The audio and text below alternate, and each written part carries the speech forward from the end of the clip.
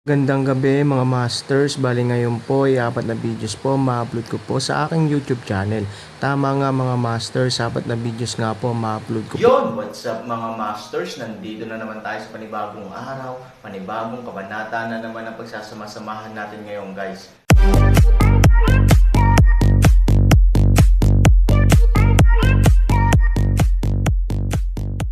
Bali mga masters, kung bago ka pa lang po sa aking YouTube channel, please click the subscribe button, lalong-lalo na po yung notification bell guys, para maging connected pa rin tayo sa isa't isa at maging updated kayo sa mga susunod ko pang video. Bali mga masters, bago natin umpisahan ng kwento ay mag-shoutout po muna tayo para sa mga solid nating tagapakinig. Shoutout kay user MF2PS at shoutout kay The Gamer Pahardo. Yun na nga mga masters, no? Bali hindi na ito patagalin. In 3, 2, 1, let's go! Mga master, magbabalik tayo sa pag-upload ng 4 na videos everyday simula ngayon araw. Salamat sa solid na pagsuporta mga master. Kabanata 3101 hanggang 3105. Pag-uwi, nakapagluto na si Shijing ng isang buong mesa ng mga pagkain. Si Shijing, na labis na kinakabahan na kahit na siya ay nakahinga ng maluwag, sa wakas ay nakahinga ng maluwag nang makita niya ang walang pinsalang hitsura ni Aaron. Sa pagtingin sa maputlang mukha ni Shijing, alam ni Aaron na nag-aalala siya sa kanyang sarili, kaya nakangiting sinabi niya, "Nay, hindi mo kailangang mag-alala tungkol sa kaligtasan ko sa hinaharap. Walang sino man ang makakasakit sa akin. Huwag naniniwala ka ba sa anak mo?" Si Shijing ay natural na naniniwala sa Aaron. Pagkatapos ng lahat, ang pagganap ng Wuji Summit, nasakop niya ang lahat. Ngunit bilang isang ina, paano nga ba makatitiyak si Shijing? Bukod dito, ang Aaron ay nahaharap sa isa pang kalaban tulad ng pamilyang Wang sa pagkakataong ito. Sa loob ng maraming taon sa Yanjing, nasakop ng mga Wang ang isang lugar sa gitna ng 3 pamilya, na walang dahilan. Oo, napakamakapangyarihan mo kaya hindi ka magagapi sa mundo. Nag-aalala ang nanay ko. Okay lang, sabi ni Shijing. Ang ugali ng babae ay laging mailap sa lalaki. Ang mga salita ni Shijing ay halatang malupit. Walang choice ang Aaron kundi ngumiti. Nga pala, ano ang pinunta ng mga Wang sa iyo? Curious na tanong ni Shijing. Nawawala si Wang Lingqi at kinidnap. Sa tingin ni Wang Li, ako ang gumawa nito. Sabi ni Aaron. At pagkatapos, paano ito nangyari? Nagpatuloy si Shijing. Hindi ko ginawa. Walang kwenta na hanapin niya ako. Sobrang simple. Si Shijing ay tumitingin kay Aaron na may kainahinala. Kahit na hindi niya ito ginawa, sa opinyon ni Shijing, hindi siya mapabayaan ni Wang Li ng ganoon kadali. Ang pagmamaliit ni Han Sanchen ay alam niya mismo na imposible para sa kanya na sabihin kay Shijing ang lahat. Sinabi niya ang tungkol sa mga pumatay sa Pok, ngunit hindi niya sinabi ang tungkol sa kapalaran ng mga mamamatay na iyon. Si Wang Li ay nasakop ng kanyang lakas, aniya rin, ngunit hindi sinabi na ang pamilya Wang ay naging isang papay. Mukhang lalaki pa rin si Wang Li na may kaalaman sa sarili. Alam niyang hindi mo siya masasaktan ngayon, ngunit paano siya inorganisa ng pumatay para lutisin ito? Narinig ko na ang mga taong ito ay malupit at pumapatay sila ng mga tao, nang hindi kumukurap. Sabi ni Shijing, "It's own business. It's none of my business. I don't have to worry about him." Sabi ni Aaron na may mapait na ngiti.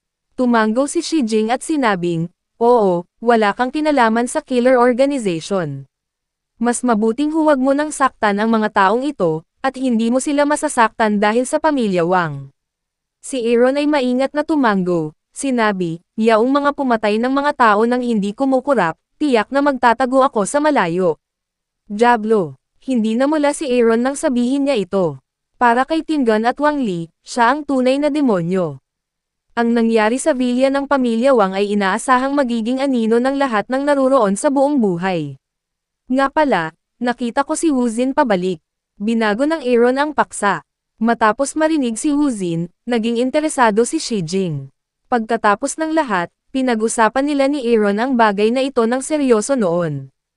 Ano ang pinagkaiba niya sa dati? Nagtataka si Shijing. It's a big difference. It's not the same person at all. Sabi ni Aaron. Anong masasabi mo? Bumili ako ng Ferrari, at natatakpan siya ng mga sikat na brand. Nung nakita ko siya, Nagmumura siya sa isang shopping guide. Ngayon hindi na siya katulad ng dati, at hindi na maliit ang ugali ng upstart. Sabi ni Aaron, si Shijing Lengleng, pagkatapos ay bumantong hininga, ay nagsabi, hindi ko inaasahan na ang pera ay talagang magdudulot ng malaking pagbabago para sa isang tao. Para sa Aaron, hindi ito inaasahan, dahil mas alam niya ang kahulugan ng pera para kay Wu Xin kaysa kay Shijing. Ang biglaang yaman ay magpapawala sa kanyang sarili. Kung tutuusin, napakaraming bagay na hindi niya makukuha noon. Sa pera, ang kanyang kabaliwan ay magiging kaayla hilakbot. Ang pera ay may gayong kagandahan para sa mga ordinaryong tao. Sabi ni Aaron. At ikaw, ano ang ibig sabihin ng pera sa iyo? Nagtataka si Shijing na ang kumpanya ng Feng Chen ng Aaron ay mayroon na ngayong ganap na kakayahang sumipsip ng pera. Gayunpaman, nalaman ni Shijing na tila wala siyang pakialam sa anumang bagay tungkol kay Feng Chen. Ibinibigay niya ang lahat kay Qinlin, at walang pakialam sa kita ng kumpanya. Hindi ito ang mentalidad na dapat taglayin ng isang normal na amo. Pera. Sa mundo ng Aaron, mayroon itong kaunting mga pagkakataon upang ipakita ang halaga nito, at ito ay nasa huling buhay pa rin. Para sa Aaron ngayon, walang kahulugan ang pera, at wala siyang pakialam dito. Hindi dapat mali na gamitin ang pangungusap na ito sa akin na ang pera ay parang dumi. Sabi ni Aaron. Nakangiti si Shijing, tumingin kay Aaron na may masamang mukha at sinabing, alam mo ba kung anong talento ang makakapagsabi ng mga ganyang salita? WHO. Ang Aaron ay isang kahanga-hangang tao. Mga totoong mayayaman, alam mo ba kung bakit ganyan ang iniisip ng mga mayayaman? Nagpatuloy si Shijing. Alam ni Aaron na ang pangungusap na ito ay isang set, ngunit upang makipagtulungan kay Shijing, nagtanong siya, bakit? Dahil mayroon sila, sa pangkalahatan, ang mga masasamang kapitalista na nakatayo at nagsasalita ng walang sakit sa likod. Hinamak ni Shijing ang daan. May mapait na ngiti si Han Sanchen. Hindi siya kapitalista, at hindi niya binigyang pansin ang kapital. Kung gusto niyang guluhin ang financial market, sa kanyang kakayahan, maaari niyang baligtarin ang financial market sa isang iglap, Mom, I'm your son. Hindi magandang sabihin mo iyon tungkol sa akin. Mukhang naagrabyado si Han Sunny. Biglang may naisip si Shijing, at biglang tumigas ang ngiti sa mukha niya. Sabi niya kay Aaron, mabaho kang bata, muntik mo na akong lokohin. Pagkatapos ng napakaraming sasabihin, hindi mo pa sinabi sa akin kung ano ang nangyari kay Lin Fang. Nang makita ang mabangis na anyo ni Shijing, lumiit ang ulo ni Aaron para maiwasan ang muling pagpapakita ng mahiwagang kasanayan ni Shijing. Sabi niya, may crush ka ba kay Lin Fang? Tanong ni Shijing. Han 3,000 isang subo ng lumang dugo ay halos hindi tumalsik, parang sinong hindi maganda, paano niya magugustuhan si Lin Fang nitong matandang babae? At saka, si Lin Fang ay isang simpleng laruan lamang. Ito ay laruan, para sa mayayaman, alam ni Aaron kung gaano siya kadumi kahit patay na ang lahat ng babae sa mundo, hindi na siya kayang tingnan ni Aaron. Nay, hindi mo talaga matandaan sa kanya, sabi ni Aaron na may mapait na ngiti. Shijing hands akimbo, sinabi, paano ko malalaman, ngayon ang ilang mga tao, ay tulad ng mga mature na kabataang babae, kung mayroon kang ideyang ito ay hindi nakakagulat Ito ay isang malaking aksidente. Paanong hindi aksidente? At ang dahilan kung bakit ko siya inayos na makasama si Qinlin ay sinabi niya sa akin na hanggat mabibigyan ko siya ng pagkakataon, matutulungan niya akong makipag-ugnayan sa mga taga-Yanjing. Siyempre, hindi ko kailangan ang mga ito, ngunit talagang gusto kong makita kung magagawa niya ito. Para sa akin, ito ay isang laro. Walang kapangyarihang paliwanag ni Aaron. Nang makita na si Aaron ay nagsasalita sa maayos na paraan, at medyo hindi makapagsalita sa kanyang hula, gamaan ang loob ni Shijing, ngunit talagang natatakot siya na magkaroon ng kakaibang ideya si Aaron. Pagkatapos ng lahat, si Lin Fang ay kasing edad niya. Halika, naniniwala ako sa'yo. Sabi ni Shijing. Tumingin si Han Sunny kay Shijing na may mapanlate na mukha at sinabing, Nay, hindi mo ba maaaring magkaroon ng kakaibang ideya sa hinaharap? Ako ay isang normal na tao. Kung hulaan mo ito, magdududa ako sa sarili ko. Matapos marinig ito, mabilis na sinabi ni Shijing, well, huwag kang manghula sa hinaharap. Huwag mong pagdudahan ang iyong sarili. Dapat maging matatag ka sa iyong isipan. Ayaw makita ni nanay na pumunta ka sa masamang paraan. Sa oras na ito, biglang tumunog ang telepono ni Aaron. Kakaibang numero ito, ngunit hinuhulaan ng Aaron kung sino ito.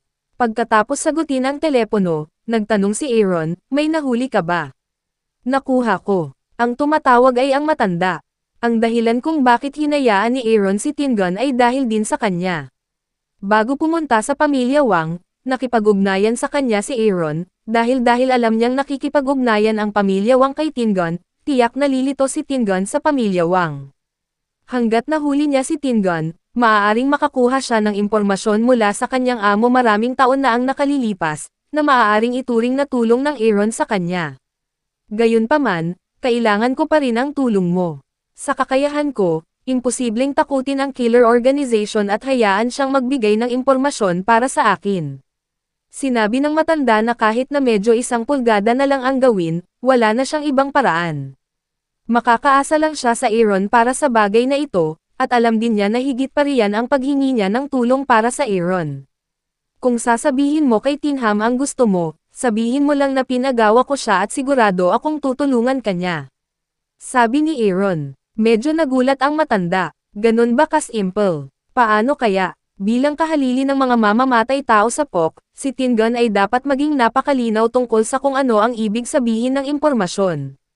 Kapag ito ay isiniwalat sa publiko, ang mga pumatay ay ganap na mawawasak, at ang kanyang kahalili ay walang kabuluhan. Paano niya magagawa ang isang bagay upang sirain ang kanyang sarili? Sigurado ka bang ganoon lang kadali iyon? Naghihinalang tanong ng matanda. Aaron smiles. Hindi ito kasing simple ng inaakala ng matanda. Kung wala ang pagkabigla na dinala ng Aaron kay Tingon sa pamilya Wang, paano maibebenta ni Tingon ang gayong mahalagang mensahe sa ilang salita lamang? Ngunit sa nangyari sa pamilya Wang, naging iba ito. Ang ginawa ng Aaron ay nagdulot ng malaking anino sa puso ni Tingon. Kahit si Tingon ay itinuring ang Aaron bilang isang demonyo. Kapag nag-alok ang Diablo, may lakas ba siya ng loob na tumanggi? Pwede mong subukan. Sana, Han 3,000 direktang ibinaba ang telepono, hindi nagbigay sa mga matatanda patuloy na magtanong ng pagkakataon. WHO. Nagtataka si Shijing kay Aaron. I don't know his name, but he should have been a very powerful person before. After his son died, he seems to have been in anonymity. He has been seeking revenge for his son for so many years. Sabi ni Aaron. Bahagyang kumunat ang noo ni Shijing. Dati siyang napakalakas na tao. Pagkatapos ay dapat mayroong kanyang pangalan sa mundo. Namatay ang kanyang anak. Ito ay isang napakahalagang mensahe. Mahihinuha natin ang kanyang pagkakakilanlan mula rito. Biglang natakot ang mukha ni Shijing, dahil naiisip niya ang isang lalaking minsang nagpabagyo sa buong Yanjing City. Noong panahong iyon, muntik na siyang tawaging alamat. Nakakalungkot lang na simula nang ma-accident ang kanyang anak, unti-unti itong hindi nakikilahok sa mga alitan sa Jiangho. Hanggang sa makalipas ang maraming taon, kakaunti ang nakakaalam ng kanyang pangalan. Ano bang problema mo, ma? Tanong ni Aaron. Napalunok si Shijing ng kanyang laway at sinabing, itong taong sinasabi mo ay hindi si Yan Tangshan, tama ba?